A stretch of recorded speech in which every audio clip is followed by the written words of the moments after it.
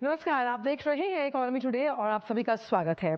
बात करते हैं आज के पहले दिन कारोबारी सत्र की, जहां शेयर बाजार में इस हफ्ते उतार चढ़ाव का अनुमान है। रिटेल और थोक महंगाई दर के आंकड़े आने वाले हैं, जिसकी वजह से जो एफपीआईज हैं, वो जो तमाम फैक्टर्स हैं वो बाजार पर हावी रहेंगे।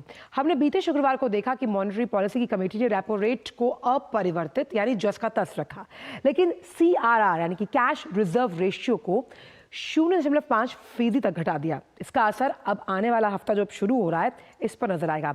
तो इन तमाम बड़े अहम ट्रिगर्स पर रहेगी नजर, लेकिन सबसे पहले अपने आर्थिक सफर की शुरुआत करते हैं प्रमुख आर्थिक टॉपलाइंस के साथ। प्रधानमंत्री नरेंद्र मोदी आज जयपुर में राजस्थान वैश्विक निवेशक सम्मेलन 2024 में होंगे शामिल। कुछ ही देर में पानीपत में बीमा सखी योजना का करेंगे शुभारंभ। योजना के जरिए महिलाओं को सशक्त बनाना, वित्तीय समावेशन को आगे बढ़ाने के साथ साथ वित्तीय समझ को विकसित करना सरकार की प्राथमिकता। अप्रैल 2000 से सितंबर 2024 के दौरान भारत में एफडीआई प्रवाह 1000 अरब अमेरिकी डॉलर के पार। Service sector, computer software, hardware, दूरसंचार, ट्रेडिंग, ऑटोमोबाइल, रसायन और फार्मा सेक्टर से आया सबसे ज्यादा एफडीआई निवेश। 2024 में 185 अरबपतियों के साथ भारत दुनिया के तीसरे नंबर पर। संपत्ति में 42% का इजाफा। अमेरिका और चीन के बाद ये सबसे अधिक संख्या। अमेरिका स्थित रेटिंग एजेंसी यूबीएस की रिपोर्ट ने भारत की आर्थिक गतिशीलता को दिया इसका श्रेय। और सप्ताह के पहले कारोबारी दिन यानी कि आज गिरावट के साथ खुले भारतीय शेयर बाजार। पिछले सप्ताह के आखिरी कारोबारी दिन भी लाल निशान यानी दबाव के साथ बंद हुए थे सेंसेक्स और निफ्टी। तो ये तमाम जो बड़ी खबरें हैं इन पर हमारी नजर रहने वाली है, जहां पर आज बीमा सखी योजना हमारा प्रमुख फोकस रहेगा आर्थिक अध्याय के दौरान।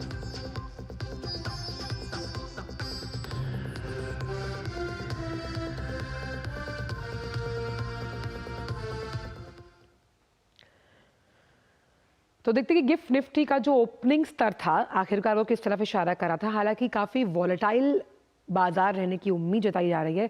एक बार ग्राफिक्स के जरिए देखते हैं कि गिफ्ट निफ्टी इस वक्त किन स्तरों पर कारोबार करता हुआ नजर आ रहा है। गिफ्ट निफ्टी सपाट है 24,731 का लेवल, लेकिन क्योंकि सेंसेक्स की ओपनिंग और निफ्टी की ओपनिंग डाउन ट्रेंड में यानी कि लाल निशान में, एक बार देखते हैं कि गिफ्ट सेंसेक्स और निफ्टी इस वक्त किन स्तरों पर कारोबार करते हुए नजर आ रहे हैं।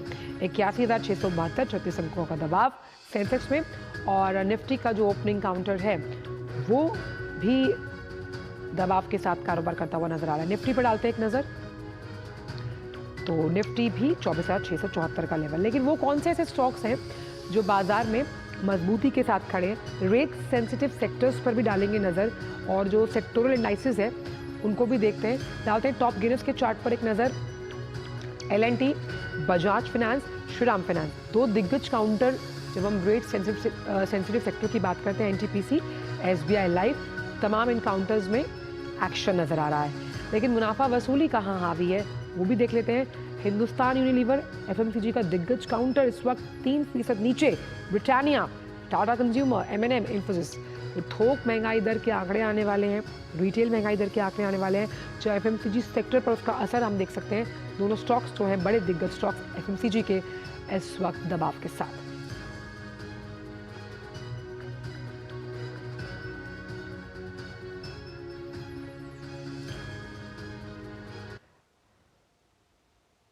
और आइए रुक करते कुछ अहम खबरों का, सकारात्मक खबरों का, जो कि आर्थिक व्यवस्था से जुड़ी हुई हैं। भारतीय अर्थव्यवस्था की तेज गति और मोदी सरकार की नीतियों के चलते आज भारत दुनिया भर के निवेशकों के लिए एक आकर्षक निवेशक केंद्र बना हुआ है। इसी की वजह से हमने देखा कि एफडीआई का जो इनफ्लो है, जो प्रवाह है, वो तेज हो रहा है। अप्रैल 2000 सितंबर 2024 के बीच हमने देखा कि एफडीआई निवेश 1000 अरब डॉलर को पार कर गया। अब इससे वैश्विक स्तर पर भारत को एक सुरक्षित और प्रमुख निवेश केंद्र के तौर पर मान्यता मिली। आने वाले समय में एफडीआई निवेश और तेजी से बढ़ने की उम्मीद है, क्योंकि दुनिया की बड़ी कंपनियां चीन से कारोबार समेटकर भारत का रुख कर रही हैं। उद्योग और आंतरिक व्यापार संवर्धन विभाग यानी डीपीआईआईटी के जो आंकड़े हैं उसके मुताबिक करीब 4.5 साल के इस अवधि में इक्विटी और अन्य पूंजी सहित एफडीआई की कुल राशि 1000 अरब डॉलर से अधिक रही। इसमें 25% एफडीआई मॉरिशस से आया, फिर सिंगापुर, अमेरिका की 10%, नीदरलैंड से 7, जापान 6, ब्रिटेन 5 और यूएई से ये हिस्सेदारी 3% रही। अब इनमें ज़्यादातर निवेश कहाँ से आया? सर्विसेज सेक्टर से आया, कंप्यूटर सॉफ्टवेयर, हार्डवेयर, दूरसंचार यानी कि टेलीकम्युनिकेशंस, ऑटोमोबाइल्स, फर्टिलाइजर्स, फार्मा। और वाणिज्य उद्योग मंत्रालय का मानना है कि 2014 से 2024 के बीच भारत ने $667 अरब का कुल एफडीआई आकर्षित किया, जबकि अगर इसको हम पिछले दशक की तुलना में देखें तो 119% ज्यादा है।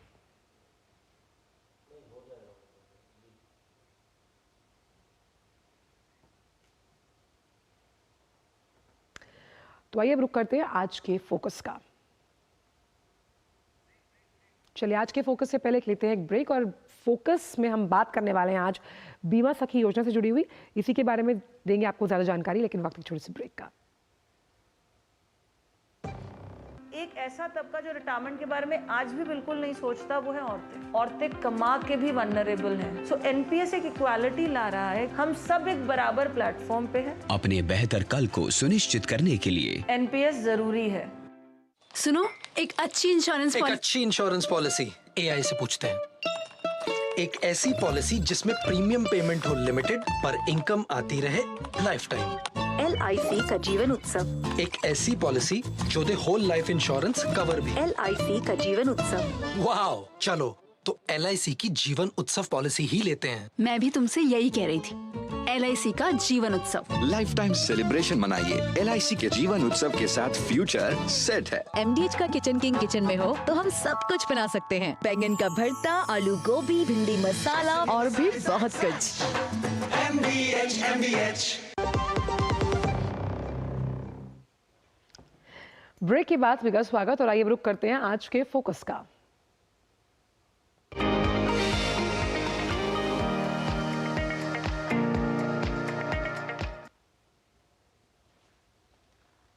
तो आज के फोकस में करेंगे चर्चा बीमा सखी योजना से जुड़ी हुई। प्रधानमंत्री नरेंद्र मोदी आज राजस्थान के बाद हरियाणा का दौरा करेंगे।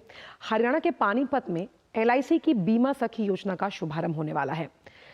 LIC की ये पहल 18 से 70 वर्ष की आयु की उन महिलाओं को सशक्त बनाने के लिए बनाई गई जो 10वीं कक्षा पास हैं। उन्हें वित्तीय साक्षरता और बीमा जागरूकता को बढ़ावा देने के लिए पहले 3 वर्षों के लिए विशेष तौर पर ट्रेन किया जाएगा। प्रशिक्षण के बाद वो LIC एजेंट के रूप में काम कर पाएंगी।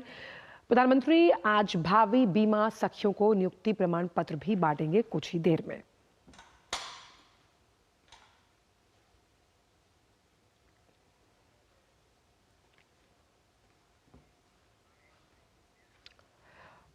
तो प्रधानमंत्री बीमा सखी योजना का अनावरण करने वाले हैं, जहां पर महिलाओं को स्वावलंबन का पथ और मजबूत होता हुआ नजर आएगा, क्योंकि स्वरोजगार के लिए नए अवसर पैदा होंगे बीमा सखी योजना से।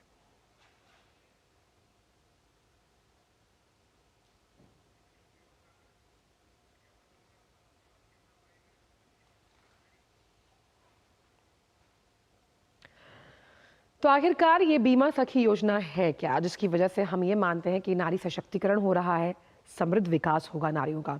हम समझाएंगे आपको कुछ पॉइंटर्स के जरिए। तो महिलाओं के सशक्तिकरण के लिए ये नई योजना है, जिसका नाम बीमा सखी योजना है। और बीमा के नाम से आप समझ पा रहे होंगे कि LIC के क्षेत्र में कैसे महिलाओं को अब आर्थिक तौर पर आत्मनिर्भर बनाया जाएगा।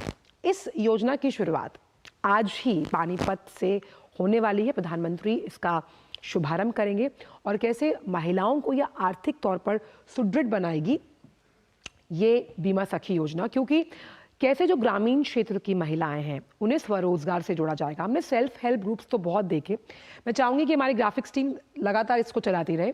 तो पानीपत से इसकी योजना की शुरुआत होने वाली है और कैसे स्वरोजगार यानी आप खुद से कैसे रोजगार क्रिएट करेंगी ग्रामीण क्षेत्र की जो महिलाएं हैं, स्पेशली उनके लिए ये योजना बहुत अहम होने वाली है।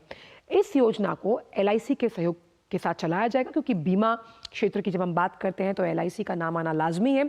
और ग्रामीण जो क्षेत्र हैं वहां पर ये जो बीमा है उसके जो तमाम हम मान सकते हैं इम्पॉर्टेंट कारक, उनके बारे में जागरूकता बढ़ाना जो है वो इस योजना का मकसद है।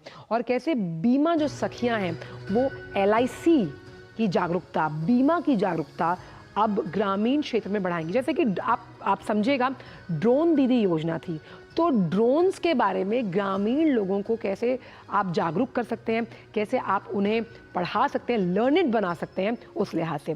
अब इससे होगा क्या, जो वित्तीय साक्षरता है उसे विस्तार मिलेगा, यानी कि आपकी वित्तीय सोच है वो विकसित होगी, आप अपने फैसले खुद ले पाएंगे। सबसे अहम बात यहाँ पर, जो 10वीं पास शिक्षित महिलाएं हैं, यानी 10वीं पास होना इसमें मैंडेटरी है, 3 साल की उन्हें ट्रेनिंग दी जाएगी, उन्हें प्रशिक्षण दिया जाएगा। अभी जब प्रशिक्षण उन्हें मिलेगा, स्टाइपेंड भी मिलेगा, तो वो LIC एजेंट बनेंगी। अब से पहले हमने शहरों में देखा था, लेकिन अब ये गांव से भी एक युगांतकारी कदम आप मान सकते हैं। जो ग्रेजुएट बीमा सखियां हैं वो LIC में विकास अधिकारी बनने का मौका भी ले सकती हैं। आप देखिए, एक चरण आगे। और आज ही के दिन प्रधानमंत्री भावी बीमा सखियों को नियुक्ति प्रमाण पत्र भी बांटेंगे। अब लब्बो लुबाब यही है कि जैसे लखपति दीदी योजना है, नमो ड्रोन दीदी योजना है, कैसे इन योजनाओं से महिलाओं को, अब देखिए अगर कोई बीमा सखी किसी गांव में होगी तो उसे बीमा सखी के तौर पर जाना जाएगा, और उस लिहाज से आप इसे समझिए कि कैसे एक युगांतकारी बदलाव आता है। बीमा सेक्टर की जब हम बात करते हैं, कैसे महिलाओं को स्वरोजगार मिलेगा, तो इसी पर अब हम करेंगे चर्चा। हमारे साथ मेहमान भी जुड़ेंगे, हमारे खास मेहमान बीमा सखी योजना पर चर्चा करने के लिए, कैसे नारी सशक्तिकरण को ये आगे बढ़ावा देगी। हमारे साथ खास मेहमान इस वक्त मौजूद हैं, राजकुमार जी मौजूद हैं हमारे साथ, जाने माने LIC से जुड़े हुए अधिकारी हैं। बहुत बहुत स्वागत है आपका राजकुमार जी। पहला सवाल यही है, और सबसे पहले बहुत बहुत शुक्रिया इस शो पर जुड़ने के लिए, अपना कीमती समय निकालने के लिए। बीमा सखी योजना, हालांकि इसका अनावरण अभी प्रधानमंत्री कुछ ही देर में करेंगे, लेकिन मैं आपसे जानना चाहती हूँ कि आर्थिक सशक्तिकरण को बढ़ावा देने के लिहाज से और महिलाओं को स्वरोजगार और स्वावलंबन के पथ पर अग्रसर करने के लिए आप मानते हैं कि LIC का रोल तो अहम रहेगा ही, ये योजना कितनी युगांतकारी साबित होगी? अंशुल जी, भारत में लगभग आबादी में 50% महिलाएं हैं, इसलिए भारत को विकसित करने के लिए नारी सशक्तिकरण आवश्यक है, क्योंकि उनका सहयोग बहुत आवश्यक है। ये जो जीवन सखी योजना LIC भारत सरकार के सहयोग से लेकर आ रही है, इसके कई मकसद हैं। पहला तो मैंने जैसे बोला कि महिलाओं की भारत के विकास में सहभागिता होगी। वो कैसे होगी कि जो प्रीमियम एकत्रित किया जाता है लाइफ इंश्योरेंस का, उसका 50% कम से कम या तो भारत सरकार या फिर जो अपनी स्टेट डेवलपमेंट लोन्स में लगाया जाता है, कम से कम 50%। दैट मीन्स कि इसके अनुसार देश के विकास के लिए वो पैसा इस्तेमाल होगा। दूसरा, जो भारत सरकार की तरफ से और आदरणीय प्रधानमंत्री जी प्रयास जो कर रहे हैं, इन्होंने इसके लिए फाइनेंशियल इंक्लूजन, वित्तीय समावेश, उसके लिए महिलाओं का होना बहुत जरूरी है। महिलाओं का भी भागीदारी होनी जरूरी है। तीसरा, जो इसका मेन मकसद है कि परिवारों में बचत करने की जो उनकी प्रथा है उसको बढ़ावा देना। महिला जो है वो उसको एक स्वाभाविक रूप से दूसरी महिला उनकी बात को सुनती हैं और उनके ऊपर विश्वास करती हैं। तो LIC का ये मानना है कि महिलाओं के माध्यम से लाइफ इंश्योरेंस का जो संदेश है वो घर घर तक पहुंचाया जा सकता है। तीसरा है वित्तीय साक्षरता। वित्तीय साक्षरता स्वयं के लिए भी होगी, और जो परिवार या जो महिलाओं के माध्यम से या जो परिवारों के माध्यम से जीवन सखियां बीमा व्यवसाय करेंगी, उनके अंदर भी वित्तीय साक्षरता आएगी जी। अगला जो महत्वपूर्ण पहलू है वो वित्तीय स्वतंत्रता भी है, स्वयं की आय अर्जन करना। देखिए, एक फख्र की बात है कि महिला बहुत योगदान देती हैं परिवार को चलाने के लिए, लेकिन ये एक वित्तीय उसमें सहयोग करना भी एक अपने आप में बहुत बड़ी उपलब्धि उनके लिए होगी, और परिवार की आर्थिक सुरक्षा में उनका योगदान होगा। स्वरोजगार की बात जैसे आपने की, हाँ, स्वरोजगार तो मिलेगा ही। मैं आपको कुछ और भी आंकड़े बताना चाहता हूं कि भारतवर्ष की जो जनसंख्या 140 करोड़ से ऊपर है, और उसमें से ऐसा माना जाता है कि 90 से 95 करोड़ लोग ही ऐसे हैं जिनको कि बीमा दिया जा सकता। कुछ तो वृद्धावस्था में हैं, या कुछ बीमार हो सकते हैं, या किसी और कारण से जो पात्रता नहीं रखते हैं। और सभी लाइफ इंश्योरेंस कंपनीज को मिलाकर शायद लगभग 22 से या 23 करोड़ लोगों को ही बीमा का आज तक लाभ प्राप्त हुआ है। तो इसलिए जो अगर हम पोटेंशियल की बात करें तो बहुत ज्यादा है। दूसरा, जो फाइनेंशियल प्रोटेक्शन गैप है वो 87% है, यानी कि अगर किसी व्यक्ति को 1 करोड़ का बीमा होना चाहिए तो उसके पास मात्र 13 लाख का है, उसको 87% की कमी है।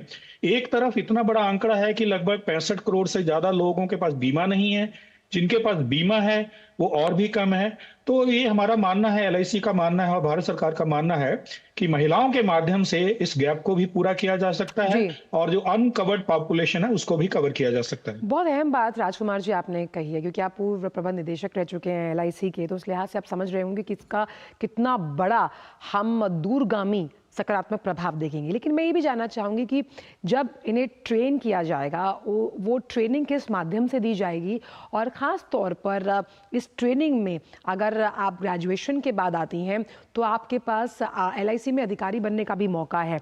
ये जो एक प्रशासनिक हम कह सकते हैं उपलब्धि अगर मिलती है महिलाओं को, तो वो अपने आप में उन्हें इस बीमा सखी से जुड़ने के लिए और ज़्यादा प्रेरित करेगी। आपकी बात अंचल जी बिल्कुल सही है। एलआईसी के अपने पास ही लगभग 1500 ट्रेनिंग सेंटर्स हैं जहां पर अभिकर्ताओं को ट्रेनिंग दी जाती है। हम हर साल बहुत सारे अभिकर्ताओं को नियुक्त करते हैं, उनको ट्रेन करते हैं बीमा व्यवसाय के अंदर और उनकी हेल्प भी करते हैं, जिसको हम हैंड होल्डिंग कह सकते हैं। हमारे जो अधिकारी वर्ग के लोग होते हैं या विकास अधिकारी जिनके साथ अगर वो अभिकर्ता अटैच्ड है, तो उनको मार्केट में ले जाकर ये बताते हैं कि बीमा कैसे करना है, किस तरीके से प्रेजेंटेशन देना है और उसके बाद बीमा करने के बाद जो कार्य होते हैं उसको कैसे कस्टमर को सहयोग करना है। तो प्रपोजल भरने से लेके क्लेम तक कैसे दिलवाना है उसकी पूरी प्रशिक्षण दी जाती है। और इसमें जो जीवन सखियां होंगी उनको भी, बीमा सखी होंगी, उनको भी इस बारे में पूरी तरह से प्रशिक्षित किया जाएगा और उनको एलआईसी का ये दायित्व रहेगा कि उनको सशक्त किया जाए और वो लंबे समय तक एलआईसी के साथ जुड़ी रहें। ऐसा नहीं होना चाहिए कि वो 1-2 साल के बाद हट जाएं। हमारा ये प्रयास रहेगा कि वो लंबे समय तक इस कार्य से जुड़े रहें। अच्छा, ट्रेनिंग के दौरान उन्हें कोई स्टाइपेंड भी दिया जाएगा राजकुमार जी? हाँ जी, 3 साल तक स्टाइपेंडरी व्यवस्था है। पहले साल में 7,000, दूसरे साल में 6,000 पर हर महीने और तीसरे साल में 5,000 रुपए हर महीने। लेकिन इसके साथ ही कुछ कार्य के नवम भी होंगे जो उनको हर क्वार्टर में, हर त्रैमासिक में पूरे करने होंगे ताकि वो अगले त्रैमासिक के लिए उसके लिए एलिजिबल हो सकें, पात्रता बना सकें। साथ ही राजकुमार जी, हम जानते हैं कि एलआईसी एजेंट्स को कमीशनिंग की सुविधा भी मिलती है, तो क्या जितनी ज़्यादा आप पॉलिसीज़ या फिर आप जीवन बीमा करते हैं, और जीवन बीमा करना अपने आप में ग्रामीण क्षेत्र के लिए बहुत ज़रूरी है, तो क्या कमीशनिंग के बेसिस पे भी उनको फ़ायदा मिलेगा? तो कमीशन तो ऐसा है कि 2 तरह से कमीशन रहता है। एक तो जब बीमा करते हैं उस वक्त, और उसके बाद जब जब भी रिन्यूअल प्रीमियम आता है, परिवर्तित प्रीमियम कस्टमर जमा करवाता है, तो उसका भी उनको कमीशन मिलता है। तो इसका मतलब ये है कि हर साल जो कमीशन की दर है वो बढ़ती जाती है। मैं आपके सामने ये भी बताना चाहूंगा कि भारतीय जीवन बीमा निगम में और भी बहुत सारे ऐसे लाभ हैं जो अभिकर्ता अर्जित कर सकते हैं अगर उनका कार्य बहुत अच्छा हो। उसको हम क्लब मेंबरशिप्स बोलते हैं, जो डिस्टिंग्विश क्लब से शुरू होते हुए कॉर्पोरेट क्लब और उसके बाद एलीट क्लब तक जाती है। उसमें बहुत सारे बेनिफिट हैं, मॉनेटरी बेनिफिट्स उनको मिलते हैं, ऑफिस मेंटेनेंस है, उनको 4 पहिया वाहन तक का जो लोन है वो बिना इंटरेस्ट के मिल सकता है, ऑफिस मेंटेनेंस है, हाउसिंग लोन है और बहुत सारी ऐसी सुविधाएं हैं जो उनको मिलती हैं। लेकिन उनके कार्य के ऊपर निर्भर करता है, जितना कार्य वो ज्यादा करेंगे उतना ही उनको उसका लाभ होगा। और साथ ही राजकुमार जी, अगर हम इसमें मान लीजिए कि एक बीमा सखी बनी, दूसरी बीमा सखी के लिए वो एक उदाहरण के रूप में काम करेगी, आपको लगता है कि कहीं ना कहीं इससे एक पॉजिटिव चेन क्रिएट होगी और उस चेन से कहीं ना कहीं इस तरह के मॉडल्स दूसरे देशों के लिए भी, जब हम कोऑपरेटिव मूवमेंट को आगे बढ़ाने की बात करते हैं, उस लिहाज से बहुत अहम? अंशुल जी, आपने बहुत अच्छा ये बात की है। मैंने पहले ही बोला कि महिला महिला जो संबंध है उसमें विश्वास बहुत ज्यादा होता है और महिलाएं दूसरी महिलाओं को अनुकरण भी करती हैं, और एक उदाहरण के रूप में जब कोई सामने आता है तो दूसरे के अंदर भी एक स्वाभाविक इच्छा प्राप्त जन्मती है कि मुझे भी ये कार्य क्या करना चाहिए। मैं आपके सामने ये भी बताना चाहता हूं कि भारतीय जीवन बीमा निगम में आज भी बहुत सारी महिला अभिकर्ताएं काम करती हैं और कुछ महिला अभिकर्ताओं की जो वार्षिक इनकम है वो कई लाख रुपए तक है। यानी कि मैं कई बार तो हम लोग हंसा करते थे कि चेयरमैन और प्रबंध निदेशकों से भी ज्यादा उनकी इनकम है, क्योंकि उन्होंने काम अच्छा किया है, तो ये बात अच्छी है कि उनको अच्छी इनकम मिलती है।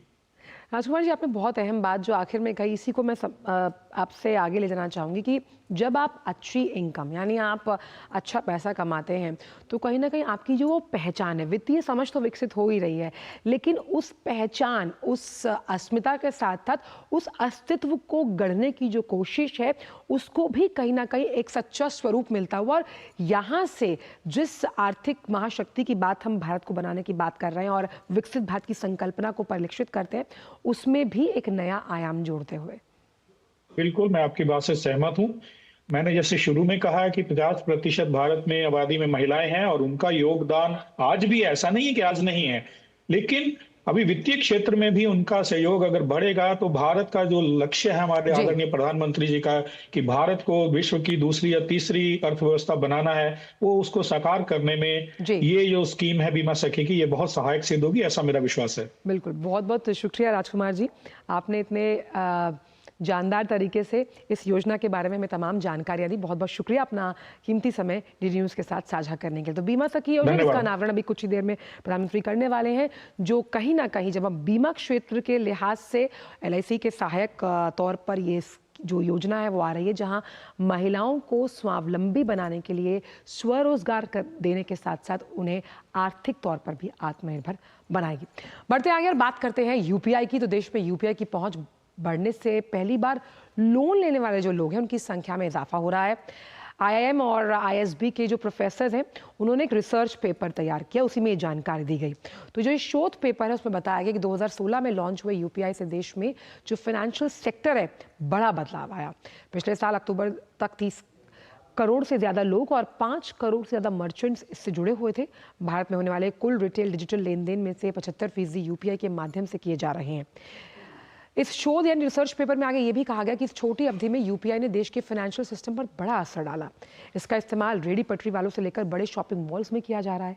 पेपर के मुताबिक UPI के जरिए जो वंचित लोग हैं उन तक जो वित्तीय सेवाएं हैं उनके विस्तार को करने में मदद मिली, जिसमें सब प्राइम और पहली बार औपचारिक लोन लेने वाले लोग भी शामिल हैं।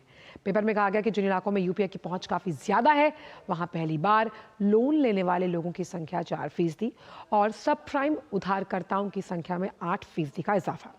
इसके अतिरिक्त इन इलाकों में फिनटेक लोन का औसत साइज 27,778 रुपये रहा, जो कि ग्रामीण मासिक यानी कि जो महीने का खर्च है उससे करीब 7 गुना अधिक है।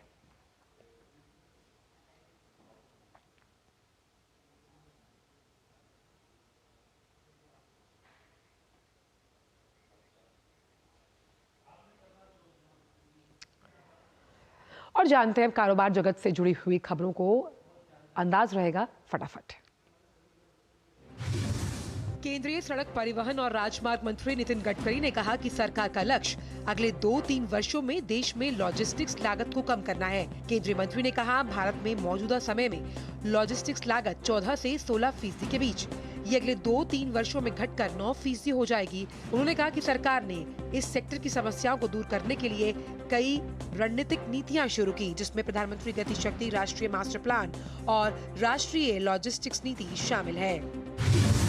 RBI के डेप्यूटी गवर्नर ने इंसॉल्वेंसी रेजोल्यूशन पर केंद्रित इंटरनेशनल कॉन्क्लेव को संबोधित करते हुए बताया कि 2016 में लागू होने के बाद इंसॉल्वेंसी एंड बैंकरप्सी कोड ने बैंक संपत्ति की गुणवत्ता में सुधार किया। इस दौरान उन्होंने बताया कि बैंक ने 10 लाख करोड़ रुपए से अधिक के बैड लोन के निपटान में भी सफलता हासिल की। कचरा के प्रबंधन और इस कचरे की रिसाइकल की कोशिश के तहत देश के विभिन्न राज्यों में कुल 295 रिसाइकलिंग इकाइयां बनाई गयी। उत्तर प्रदेश में सबसे ज्यादा 82 रिसाइकल इकाइयां हैं। इसके बाद कर्नाटक का स्थान है जहां 45, महाराष्ट्र में 43, हरियाणा में 32 रिसाइकल इकाइयां हैं। इन रिसाइकलिंग फैक्ट्रियों का मकसद बड़ी तादाद में सालाना तैयार हो रहे कचरे के अंबार का प्रबंधन करना है। RBI ATM बूथों पर नगद निकालने के नियमों में बड़ा बदलाव करने जा रहा है। इसके तहत अब देश भर के ATM में नगद वापसी सुविधा को फिर शुरू किया जाएगा। इसमें तय समय के भीतर ग्राहक द्वारा नगद नहीं लेने पर ATM मशीन पैसे वापस खींच लेगी। ये कदम ग्राहकों की सुरक्षा और ठगी को रोकने के लिए उठाया गया है। वित्त वर्ष 2024 में 4,100 करोड़ रुपए का नेट प्रॉफिट दर्ज करने वाली टाटा पावर को उम्मीद है कि अगले 6 वर्षों में उसका मुनाफा 2.5% बढ़ जाएगा। कंपनी की उम्मीद है कि वित्त वर्ष 2030 तक उसका नेट प्रॉफिट 10,000 करोड़ के पार पहुंचेगा, जिसमें रिन्यूएबल सेगमेंट का योगदान 50% होगा। टाटा पावर का मानना है कि वित्त वर्ष 2030 तक कंपनी की क्लीन पावर कैपेसिटी 23 गीगावाट तक पहुंचेगी, जो वर्तमान में 6.7 गीगावाट है। व्हाट्सएप ने मैसेज रिमाइंडर नामक एक नए फीचर को किया लॉन्च, जिसके तहत उन मैसेजेस के लिए रिमाइंडर मिलेगा जिसे यूजर ने काफी देर से नहीं देखा। इससे उन यूजर्स को काफी फायदा होगा जिन्हें अधिक मैसेजेस आते हैं। फीचर सभी चैट्स के लिए रिमाइंडर नोटिफिकेशन नहीं भेजता। ये फीचर एल्गोरिदम का उपयोग करता है और न केवल उन्हीं चैट के लिए नोटिफिकेशंस भेजता है जिसकी वजह से यूजर ज्यादा जुड़े रहते हैं या फिर लंबी बातचीत करते हैं। और फिलहाल इकोनॉमी टुडे में आज के लिए इतना ही। आपसे कल मुलाकात होगी एक और इंटरेस्टिंग फोकस के साथ। मुझे मेरी पूरी टीम को दीजिए इजाजत। नमस्कार।